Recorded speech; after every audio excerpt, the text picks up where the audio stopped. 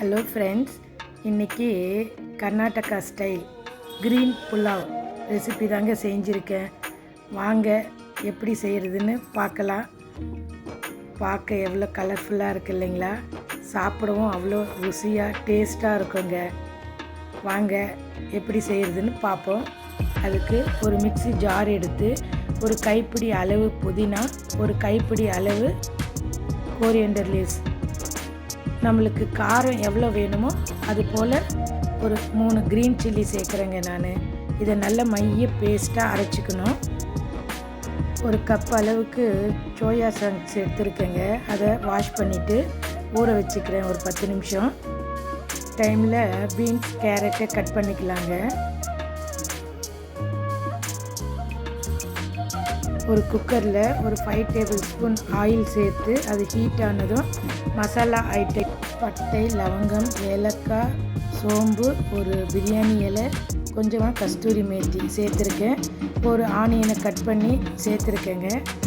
அதையும் நல்லா ஒரு தடவை கலந்து விடலாம். இப்போ ஒரு பச்சை மிளகாய் ஆட் பண்ணுறேன். நம்மளுக்கு காரம் எவ்வளோ வேணுமோ அதுக்கேற்ற மாதிரி ஆட் பண்ணிக்கலாங்க. ஒரு டீஸ்பூன் அளவுக்கு ஜிஞ்சர் கார்லிக் பேஸ்ட் ஆட் பண்ணுறேன். இதையும் நல்லா ஒரு தடவை மிக்ஸ் பண்ணி விட்டுக்கலாம். நம்ம அரைச்சி வச்ச க்ரீன் பேஸ்ட்டையும் ஆட் பண்ணுறேங்க. இந்த மசாலாவோட ரா ஸ்மெல் போகிற வரைக்கும் நம்ம அதை நல்லா வதக்கி விட்டுக்கிட்டு இருக்கணுங்க. அடி பிடிக்காமல் பார்த்துக்கணும். இந்த க்ரீன் பேஸ்ட்டில் கோகோனட் கொஞ்சம் ஆட் பண்ணுவாங்க. நான் அதை சேர்க்கலைங்க. இந்த பலாவ் நல்லா காரசாரமாக செய்வாங்கப்பா.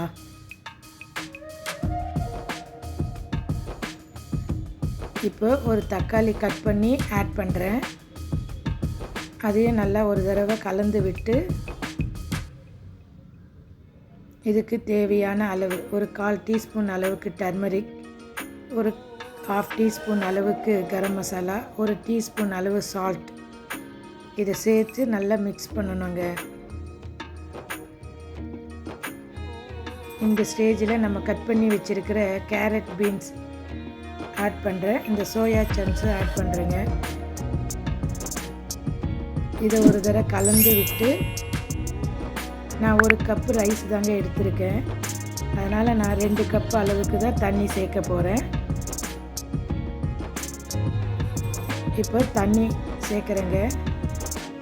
அஞ்சனி அஞ்சரை பெட்டி சேனலை லைக் பண்ணுங்கள், ஷேர் பண்ணுங்கள், கமெண்ட் பண்ணுங்கள், சப்ஸ்கிரைப் பண்ண மறந்துடாதீங்க ஃப்ரெண்ட்ஸ்.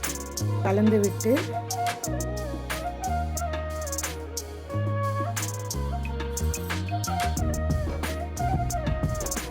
அரிசியை வாஷ் பண்ணிவிட்டு ஆட் பண்ணுறேங்க.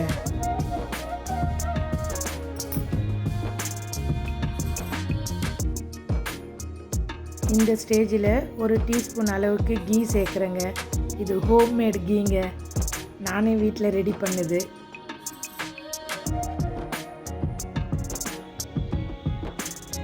ஒரு தடவை கலந்து விட்டு 10 நிமிஷம் வேக வச்சு எடுக்க வேண்டியதுதாங்க. வாங்க சேர்ந்து சமைப்போம், சேர்ந்து ருசிப்போம். நன்றி நண்பர்களே.